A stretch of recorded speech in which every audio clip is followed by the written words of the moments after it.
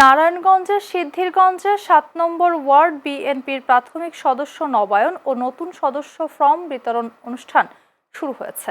রোববার বিকেলে কদমতলী কবরস্থানে এলাকায় সদস্য ফর্ম কার্যক্রম বিতরণ করা হয়। এ সময় আনুষ্ঠানিকভাবে বিএনপির প্রাথমিক সদস্য নবায়ন ও নতুন সদস্য ফর্ম বিএনপির নেতাকর্মীদের কাছে তুলে দেন নারায়ণগঞ্জ জেলা বিএনপির আহ্বায়ক অধ্যাপক মামুন মাহমুদ।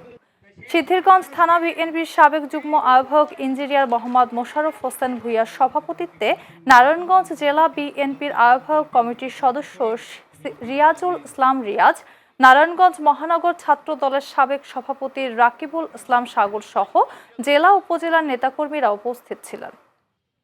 আমি ডেট নাই, সময় নাই, ভাই দেন একটা ডেট দেন, চলে আসি। কেন আসি? ওদের কথা তো ফেলতে পারি না। ওরা তো 15 বছর আন্দোলন সংগ্রামে ছিল আমার সঙ্গে, ওরা তো মামলা খেয়েছে, হামলার শিকার হয়েছে, কিন্তু বিচ্যুত হয় নাই, আদর্শচ্যুত হয় নাই। কাজে ওদের ডাকে তো আমাকে আসতেই হবে। আমি বারবার আসবো আপনাদের ডাকে, আপনারা যতবার ডাকবেন আমি আসব, কিন্তু আমাকে কথা দিতে হবে এই এলাকার মানুষের পাশে থেকে আপনারা আপনাদের সেবার হাত বাড়িয়ে দিবেন।